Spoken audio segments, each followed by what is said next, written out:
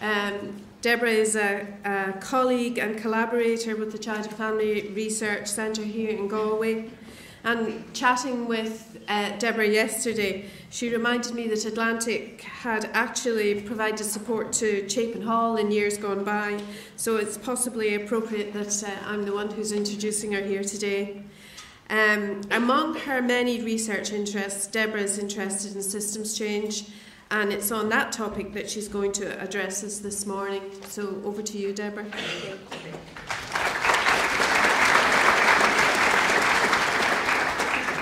Thank you so much. I want to thank everyone here at the Center, particularly John and Pat, for the warm welcome I've had since I've arrived here. It is just, you almost feel like you're at home. When you're from Chicago and we have such a large Irish population, my mother is Irish, this is just, it just feels like you've come home again. And you all have been so gracious to me, and I really appreciate it. What I'm going to talk about is a wonderful complement to what Jasmina just talked about, because I'm going to take us beyond the program model, if you will, and start thinking about how you build systems to create successful programs. I want to start by recognizing that prevention has realized many of the objectives that we set for ourselves, but we've created some other problems for us as going forward. I'm going to talk a little bit about those.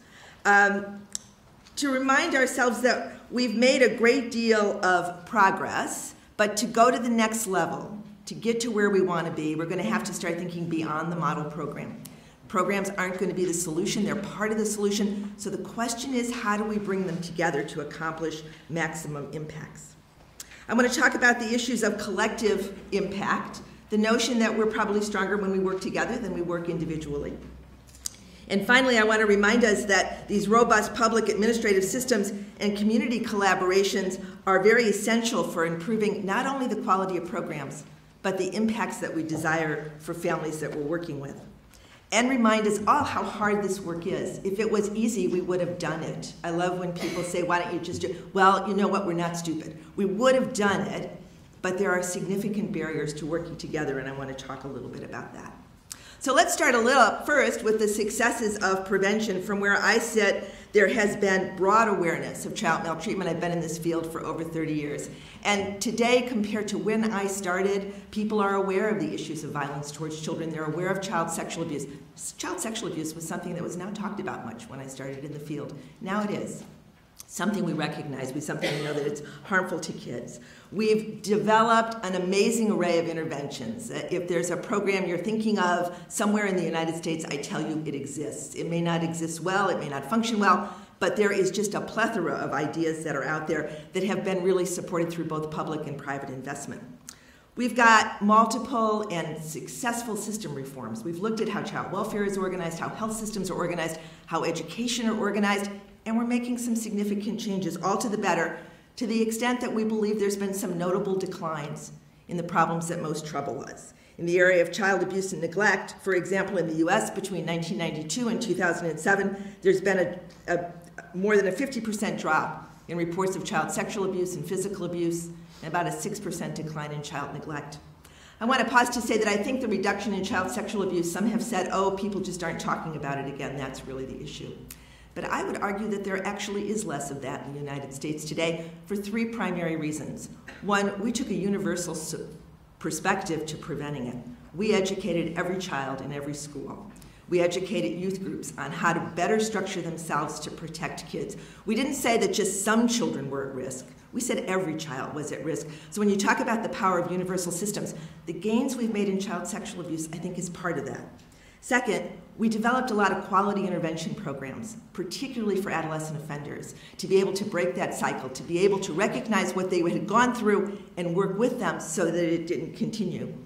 And then thirdly, we prosecuted these cases. We took them seriously. When we found out, it wasn't that, oh, you offended a child, so it doesn't matter. We took it seriously. We treated it as if you had offended an adult. I think that three combination of universal support, universal prevention, quality intervention programs, and a strong statement that when you do this, it is wrong, really combined to see the gains we're seeing in child sexual abuse, the reduction in child sexual abuse. I'll also say, though, that these gains have been uneven. If you look at serious physical abuse in the United States, deaths fatalities to children under the age of 1, the rates have not gone down, and indeed, they've remained frightfully similar. So while we've made some gains in some areas, we certainly have a long way to go. So what are some of the challenges that has resulted in us having uneven progress in prevention? Well, I think first we still kind of think silo thinking. Everybody says they want to work together, but in truth, people kind of stay to their own kind. They talk with people that are similar in mindset. They work with programs that have a similar theoretical framework. So we're not quite as good as being integrated as we would like. I think we have rarely confronted what I'd call the contextual and normative factors that limit parental capacity. We haven't really dug deep as to what are those factors that lead to families having difficulty. We keep thinking we just have to fix the parents.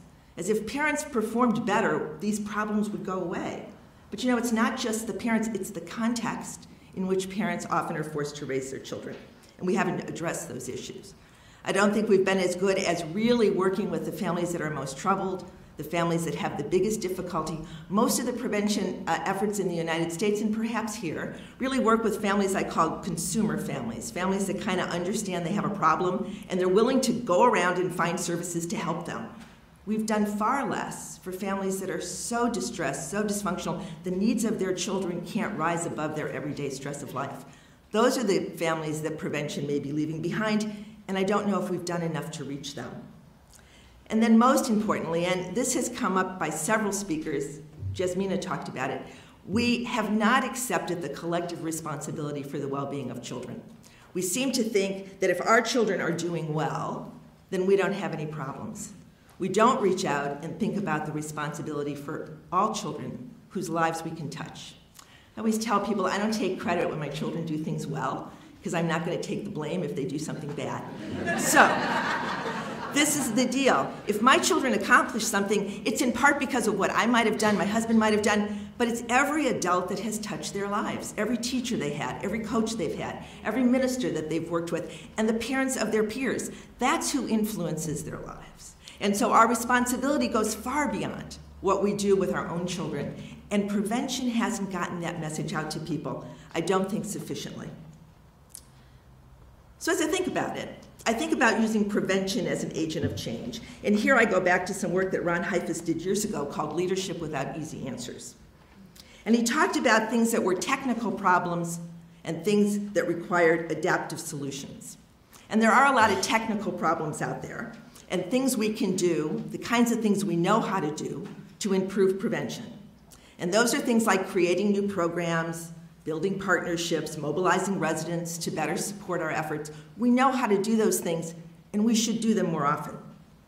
But the second part, if you really want to be transformative in using prevention, then you have to think about these adaptive solutions, and that's what we need to do better at. Promoting optimal child development, not just avoiding risk, but seeking the very best for kids. To focus on context and infrastructure development. And then finally, to nurture this very personal and collective responsibility for the well-being of children. And that's what I want to spend most of my time on this morning. Let me get some water.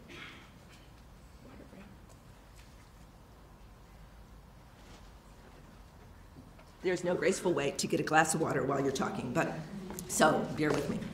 So I'm going to talk about two levels of system development.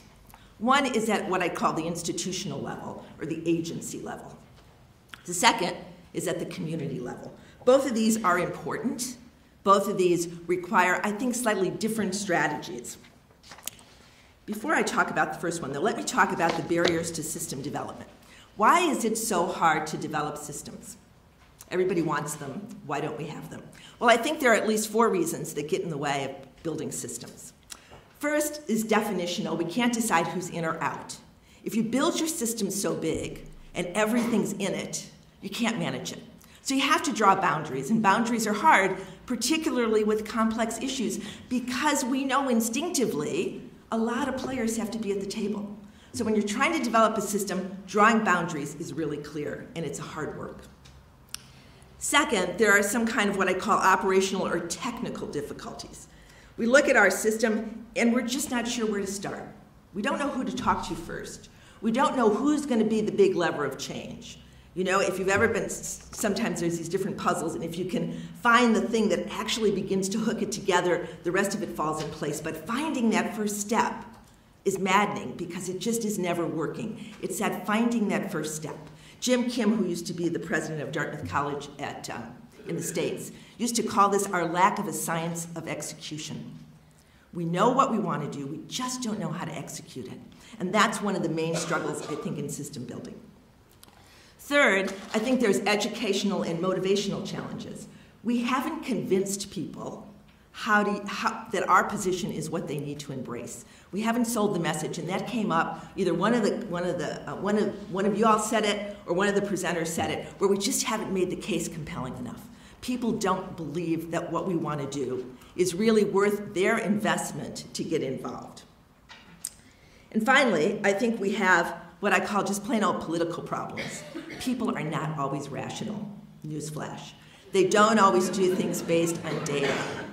In fact, sometimes they look at the data and they ignore it, or they only look at the data that they agree with.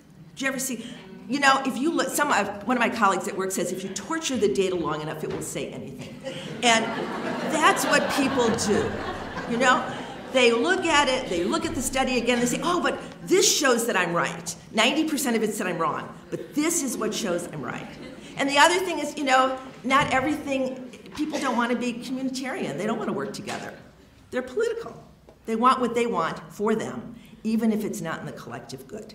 So we've got some significant issues in system building, but I think there's efforts underway, and I do believe if you just try hard enough, work long enough, you can accomplish this. This is what 12 years of Catholic education will do for you. You just keep trying. So that's what it's about. But I want to recognize that these are significant problems. So let's start and think about what do you do at an agency level? Well, you first start with what I call the technical part of it. You form multi-agency collaborations. Y'all can do that. You're doing it in many communities here. I went to a presentation yesterday that talked about a great system of collaboration that's going on in one community to improve early intervention services and prevention services for young families with young children. Then I think with this collaborative, you build this common vision and shared outcomes, which a lot of you have talked about doing. Then you have to have, I think, some shared activities and functions. Did you ever go to a volunteer meeting and they didn't have anything for the volunteers to do? This is where you bring your collaborative together. You got to have something to do, some shared experience that people can work on together. And then finally, I think there is a role for data and data integration as you build this system. Let me talk a little bit about some of these concepts in more detail. The idea of collective impact really has come out, at least in the US. Folks wrote an article in the Stanford Social Innovation Review several years ago. John Canna, I do some work with him on another project, and Kramer. And they have really coined this term collective impact. And you know, in the US, if you coin a term, you trademark it, and then you sell it to other people. But it's kind of what we always do. It's called working together. You did it in kindergarten. So this is the deal. You start with this common agenda, the coming up with something where it pushes people beyond their own mission. So everybody comes to the table, and the mission that you're going to come up with won't look like anything any of those other organizations are doing.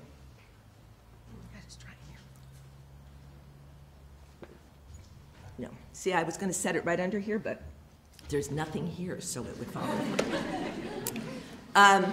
So this is something. First, you start with a common mission that really goes beyond anybody's work. You really push people. The minister yesterday said how hard it is. Everyone wants to run back to their silos. Of course it's hard, but you keep pushing. You keep saying we need something we can all agree on, and we all see that it's in our collective interest to work towards it. Second, I think you need to get some agreements when you're in a collaborative about some key dimensions. One is your time horizon. Do you want something quick? You want something how patient is this group? If you want something quick, then I suggest you pick some pretty proximate outcomes that you can start working on and show immediate returns in a very short period of time. Second, you need to figure out your tolerance for risk and for failure. A good colleague of mine said, there's no such thing as bad findings, all findings are learning. But you need a certain group of people that will accept the all findings are learning and will not see failure. If you have that kind of group, then you can be a little more experimental. If you don't, then you need to stay within a framework that you're fairly comfortable with. Third, I think you need to decide the scope. We've talked a lot about universality. In the United States, universality is a very big idea. So what we tend to do is think of universality within a community, maybe within a state if it's the state of Rhode Island, but not many other states. You really are thinking about some sort of territory that you want to cover and reach with your program, and decide what's your target population in your community. Third, you have to agree on some notion of success, some shared definition of success, and establish benchmarks simply so you know where you're going. It's not that I think these ultimate outcomes can explain everything in the service system, everything you're going to do, but I know if you don't have them, I don't know if you can tell if you're going in the right direction. So you need to have some outcome, some way of knowing on a regular basis as you move forward, am I moving towards my outcome or away from my outcome? You have to develop what I call these mutual reinforcing activities, this positive spillover effects, if you will, so that people begin to understand it's not if I succeed but my colleagues don't, I'm lesser for it. That you understand that when you succeed in something, you're making it easier for your colleagues to do their job. That you really do understand this mutual reciprocity in how things operate and what work is done. And that people have really valuable contributions to make to the collective. That there's shared ownership of ideas. There's this sense between understanding how much you're going to invest in infrastructure versus how much you want to put in programmatic investments. There's questions about fostering continuous learning and communication with feedback loops, both in the collaborative as well as from your collaborative to those outside your system. Remember, we've put boundaries on this system, so you're talking about what you're doing within your little corner of the world, but you always have to have tentacles out there for others in the world. I like to think about a system building a little bit like Legos. When you play with Legos, I was telling somebody this the other day, you can either look at what's on the box and make the thing that's on the box because that's safe, or often when children get it, they just put things together. And what you want when you do Legos is you always want a piece out there that you can hook something onto later. You don't want to make it closed. And system building is a lot about leaving that arm out there, developing something that somebody can latch onto at some point when they're ready to be part of your effort. So you want to be concise, you want to be focused, but always keep an outreach to something that you can do. And one of the strategies that Kana talks a lot about is this idea of a backbone organization, some organization that's involved in this, that's bringing people together, that has no skin in the game. You know, they don't care, really, because they're not a provider, they're not a funder, they're somebody else. They're somebody, a neutral party that can be a good broker for all the ideas that I know you're going to come up with. Talking a little bit about the benchmark for success, I love the Ireland National Policy Framework, but I realize I'm reading it only from a distance. It reads really well. I don't know how the implementation is going to go, but I tell you, it's very impressive when you just pick it up. And I envy it. I envy the fact that at least at some level, people here came together and said, these are really important outcomes, and we're going to try to get them for the whole population. We often don't have that kind of clarity of outcomes in the United States, for sure. So these kinds of outcomes, I think, are good. Again, not because they're the end-all and be-all, but because they give you an indication of whether you're moving in the right direction.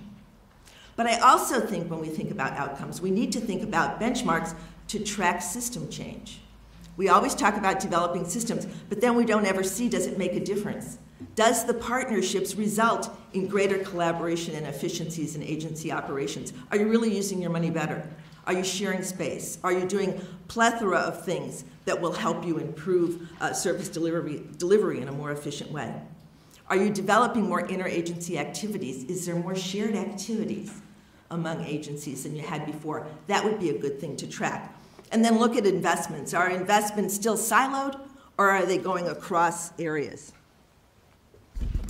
All of that is really important to understand if you want to track whether what you're doing is making a difference.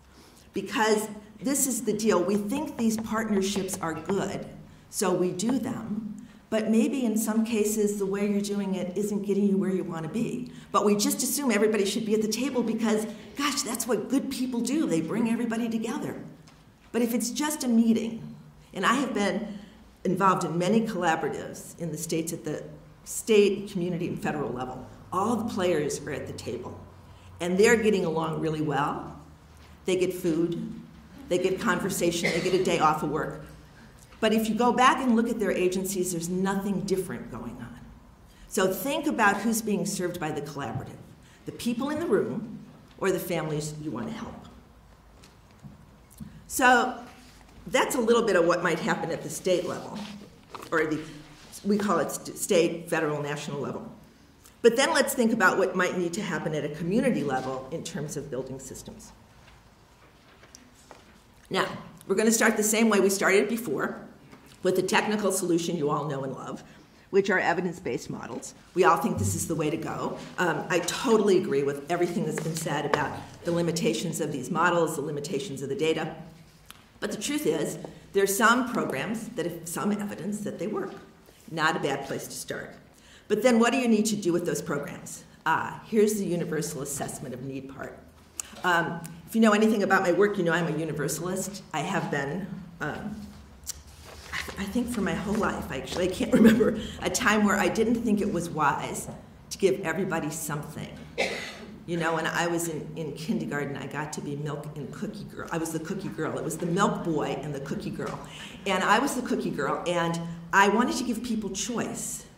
And my kindergarten nun, she was a nun, yes she was so outraged that I was taking so much time giving people choice. And she took away my basket and said I couldn't be cookie girl anymore. So I did what any sensitive child would do. I burst into tears, and she felt very bad. So she allowed me to be cookie girl again, but only if I would not give choice. So I developed this strange way of standing over people for a while, my eye to them, saying, and I was able to continue my job, still give choice, and the nun was none the wiser. So, but I do think this universal piece is so important. And there's a lot of ways to think about universality. Some of you are talking about forming collaboratives where families have a plethora of services to pick from, and it's like no wrong door. We talk about that in the States. Others, someone was talking about Triple P, and Triple P is a scaled prevention program where there's a universal element, a targeted element, a secondary element, and a tertiary element to it. But what we're experiencing in the US now, and experimenting with, are services that literally touch every birth. There's a county in Durham County, North Carolina, 5,000 births a year. They go out and they offer home visits to every one of those births. And they have very good penetration rate. And this is what they're finding. They go in and they do an assessment on 4 domains. They talk about the child's health, they talk about the mom's health and use of services, they talk about risk for child abuse and other stresses in the family, they talk about social supports and the other kinds of things parents might have. And they ask, do you have a need? Here's the remarkable thing. 98% of the people they talk to have a need. Is it a big need? No, sometimes it's pretty modest. Maybe, I don't know, breastfeeding. I don't know where to get childcare. I don't know where there might be other services in a community. So they fix that need. Others have serious needs, and they refer them to more intensive programs. But this is the deal. This is what it's doing. It is normalizing the question of parenting and the challenges of parenting. We, for too long, think, yeah, we know who's at risk. They're poor, they're single mothers, they're young. And in the United States, increasingly, they're minority. So those are the people that have parenting problems, and the rest of us, bless our little soul, have no problems at all. We're just sailing along, and that's the problem. If people really don't understand the collective challenge of parenting, you can't build a universal system because people will think you only ask if I have a problem. So to avoid that, you simply have to talk to everyone, and I am encouraged about the development of those strategies. So you have your base, you have your universal assessment. I think you build a lot of service referral linkages. and work within programs. We have this tendency within programs to try to be all things to all people. I think that's a real danger for a program. You have to zero in on what you do best and then trust your colleagues to do the other things. Have good referral services. I would do a lot of work with early home visitation in the United States. I would say now all these programs want to be mental health services. They're not mental health programs, they're parenting programs. If a mom has a serious mental health challenge, she needs to be seen by a mental health professional, not a home visitor that's had one more week of training around mental health issues. That's a distraction. You only have so much time with a family. You have to stay on point. So building these referral service linkages is increasingly important to meet the diverse array of needs we know that families have. And then finally is this idea of altering normative context. Now I'll come back to that in a minute. A little bit about changing the framework in which how we think about help seeking and help giving. So the evidence-based models, I just want to say a couple of things about that. First is how important it is to continue to develop augmentations to these evidence-based models. They do not work for everybody. The idea of saying what works for whom under what circumstances is absolutely correct. It's spot on. But we need to begin to say, okay, if we're not helping some people, what do we need to do to make that work? Do we need to change our intake criteria? Do we need to change our referral linkages? Do we need to change how staff are trained and prepared to do the job? Do we need to make our program longer? Do we need to make our program shorter? Right now, it's kind of a mixed bag. We find that it's really hard to keep people in 3-5-year programs. But think about it. Someone comes to your door and says, I'd like to come to your house every week for 5 years. I mean, you know, that's got a lot of drawback to it. So we need to begin to think who's staying, who's going, and what do we need to change that. I think we need to be very more intentional about identifying leverage points for systemic change and evaluate their efficacy in improving program performance. Things like cross-model, cross-agency professional training programs, that's a big infrastructure issue. Let's train the workforce better. And workforce development is something that no agency is doing really well, whether you look at education, child protection, or the prevention field. The idea of looking at these quality rating systems, I don't know if you have them here in Ireland, they're a big deal in the US. With child care centers, you have a rating scale, people get so many stars. I don't know if that's driving quality up, but let's think about if it is. The idea of blending funding streams across silos. Is blending funding stream making your job easier or more difficult? Let's assess that. Then I think it's important to really create these learning networks among providers, not just at the service delivery level, because sometimes we do that with organizations, you know, with home visitor, direct service providers. But I think managers could form a learning collaborative in a community and learn, how do I manage staff well? How do I run an organization well? And think about sharing those lessons across community nonprofits. And if some program is do a better job in retaining participants, what are they doing? How do they need to do it? I'm involved in a set of collaboratives in the US with home visitors where we do the Plan, Do, Study, Act cycle from the Institute of Medicine. And it has been fascinating to see this. We come together, we're focusing on maternal depression, child development screening, breastfeeding, and participant engagement. And it's not that we've made great strides through these Plan, Do, Study, Act cycles. I mean, not like our trend data isn't going wildly better. But here's what's happening. The agency managers and the staff are becoming more comfortable collecting information and using information to make decisions. So I think that's the real payoff in these Plan, Do, Study, Act cycles. Even if you don't get the changes you want, you're educating people about the identification and use of data, and I think that is all to the better. So creating that opportunity for joint learning is very important. Then when we think about creating a context in which programs can do well, I think we need to do better at focusing on organizations. It amazes me that some programs that are well-tested, well-proven, they're implemented by some organizations and it works well, and in other organizations they don't, and you ask yourself why. Well, in the organization where there's troubles, the organization isn't very stable. They don't have a lot of resources available. For families, they don't treat their staff very well. So there's a culture within organizations that promote innovation, that promote the adaptation of evidence-based practices, and when organizations give their workers license to try something different, it's remarkable what the outcomes can be. When they don't, people in education, we have an education research center in our building, and they refer to the term gravitational pull. You send in a new worker, they're well-trained, they're all excited, but then they work in this agency where there's no change is not allowed.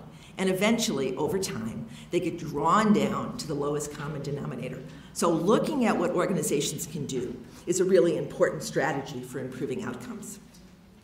Engaging a broad range of stakeholders and collaborative partnerships is important. Making people in the business community and the faith community all realize they're part of this issue in improving outcomes. And then really assessing the impacts of these things across communities is similar to what you do at the agency level. Are you really getting the change you most want to see? Now, I think this idea of norms and values is really important to address. And we've talked a lot about this. Until we create this sense of ownership, if you will, we're always going to be fighting against a tide in which some people feel that what parenting is, it's just about what a parent does. I think we need to be thinking about creating opportunities to do it better and creating opportunities for all of us to be part of the solution. Larry Wallach has written about the thing about the public health model. It really is a language of connectedness, not individualism. Public health is about drawing people together. So you think about some of the big changes in prevention we've seen on technical issues, like using seatbelts, no smoking. Yeah, there were laws that were passed to make that happen.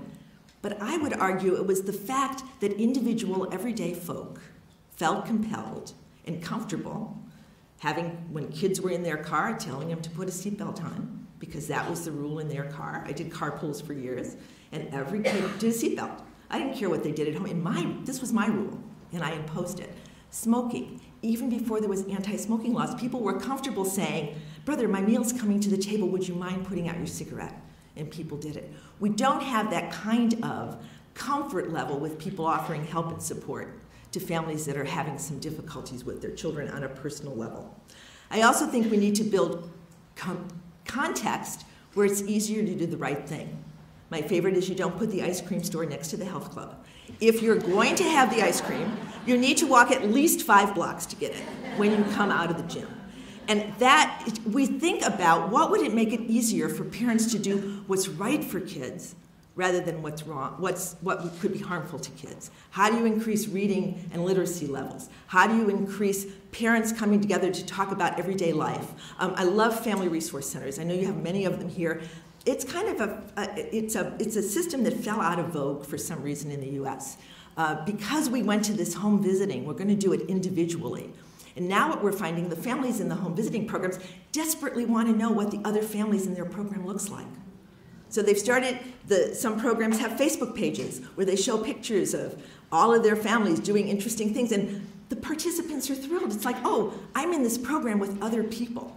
This idea of creating a collective response to families is most certainly very important. So when we've developed a child protection system, you know, the biggest change we have, the number one policy Henry Kemp got in 1967 in the States was child abuse reporting laws. And we sold someone, if you see a child at risk, you see a family at risk, you see a child that's harmed, call Child Protective Services, here's the number. So think about that imagery in terms of Larry Wallach's, things that are individual and things that bring us together. And I did a little chart. I don't know how well it'll show up here. I think it does. If you think of the little purple things, are things that move us towards connection, and the other one moves us to this individual separateness. If you see someone that's facing challenges, you can report them to protective services, and they may do a very good job. But your level of personal responsibility ended with a single phone call, a single outreach. But just imagine for a minute, you did something else. You offered direct assistance. You offered to take their child if they were having a bad day. You offered emotional support. You offered some sort of instant problem solving. Maybe they need somebody to go to the grocery store. Maybe they need a car to take them someplace. You did something in the moment to help that family reduce their stress. Or you took them yourselves to local resources. You said, you know, I know about a program. I don't need to go through this formal referral system. I'll take you to the center that I use. I'll refer you to a program that I did. Yesterday, somebody said, one of our big referral sources are parent-to-parent, peer-to-peer referrals. That's the kind of thing that creates connectedness. And organize to advocate for change. Tell people if you don't like what you have, you don't like your school, you don't like your public services, organize together to get the kind of resources you need. It's these kinds of things that bring us together, which I think in the end is really what is the most important thing for us to do in a prevention field. Not necessarily through a program, not through some sort of structure, but individually taking action. Oops, I did a bad thing there. Okay. So let's talk about moving forward a little bit and some of the factors that I think are, while they're trends that are distressing for us, they are some trends that are maybe offering opportunities to think more universally than we have in the past. First, there is, I'm sure in this country as there is in most developed countries, is growing inequality. The gap between rich and poor is widening. The fact that you could most likely do better than your parents did in the US is increasingly less likely to occur. It's called a scissor thing, where the scissors are getting wider and wider as the gaps are growing. I think this might have implications for intergenerational transmission of maltreatment, because as we look at that data, Kathy Spatz-Whittam has a great study out now in Science that she's been following people up for the children of the children of the children that she first studied many years ago. And here's the deal. She didn't see a break in neglect. That seemed to be transferred. But physical abuse, sexual abuse, people seem to be able to break the cycle.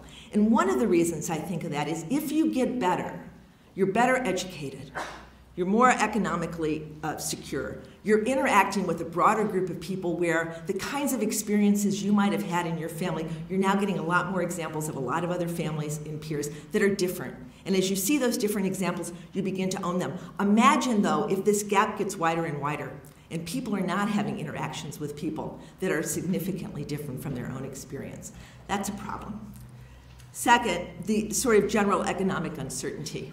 The kinds of jobs we used to have that were routine jobs, those are gone. Every child needs not just to know how to read and write, but needs to be a creative problem solver by the time they get to kindergarten. So it strikes me that if we have an achievement gap across incomes, we may have a parenting gap across income. As a parent now, the burden on you is much higher than it was. When I was growing up, a lot of people here are younger than I am, but when I was growing up, you did colors, letters, and you were doing great. That's not enough now. That's not enough. So imagine the vast number of families that are feeling a little less confident in their ability to prepare their child for school, a much bigger group than we might have seen before. And then there is, in the US, and I suspect here too, this incredible threat to public sector funding. It's tight, and the choices are harder. So the ability to make an argument about investing in all children, I actually think is stronger now. I know money is tight, but if you keep going back, only working with those that are significantly challenged, there will be a flow of significantly challenged children for generations to come. The only way to tip it is to start early and work hard. So although Jasmine and I did not coordinate, I too ended with questions, a little bit more on the system issue. I think we need to understand from policymakers what kind of tolerance is there for variability at the local level. What do you want to set as pillars of practice? Everybody's going to have to do it, and what are you going to allow for variation? And when you're in any hierarchical system, it's always easier to want authority from the system that's just above you to flow down to you than it is when you look below you and say, I'm going to share some of my power with people one level down. We're much more likely to want power taken from those above us than we're willing to give it to those below us. So we need to think about that, the power, the balance sharing, how important it is to what's critical versus what's variable. What can we do collectively and what can be done in silos? I mean, silos aren't all bad. If I managed my staff thinking I had to do everything they do, nothing would get done. I trust my staff. I've trained them. They're great. I tell them what to do, I can guarantee the outcomes are going to be strong. We need to be thinking about, can you trust your colleagues in health, even if you don't know quite what they're doing, but you're pretty sure it's good quality and it's helping further your mission. So we don't always have to do things collectively. There's a role for silos. The balance between implementing with fidelity and this idea of innovation in programs, and then what are the expected benefits of addressing an issue from a system perspective, and how can you really measure those? I think those are questions about system development that are important to remember. In closing, let me just give you some advice for going forward. A minister once, it was during Lent this last season, and he said, we get into so much trouble because of 3 idols that run our lives. And you're supposed to give stuff up in Lent. And I thought, oh gosh, I got so much going on, I'm supposed to give something up. But here's the deal. The 3 things he said was control, significance, and comfort. So think about that when you go back. Control.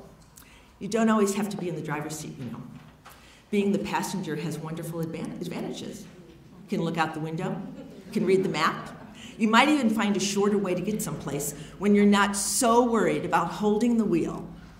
And now, having just seen Dublin traffic a little bit, so worried someone's going to hit you, that you're so focused. Be in the passenger seat and see what it feels like. Significance. You don't have to be the brightest light in the room all the time. You don't have to be the sharpest tool in the toolkit. It's amazing when you're not worried about your glow, how you can see the glow of somebody else. How you can see some idea that you weren't thinking about before, but you can lift somebody else up in terms of moving forward. And comfort. This was hard for me because I don't stay in tents, I don't stay in hostels. But then a good friend of mine said, no, I think it was comfort of ideas. And I think that's really important. We cling to things not so much because we're afraid of the future, but we're worried about what we'll lose.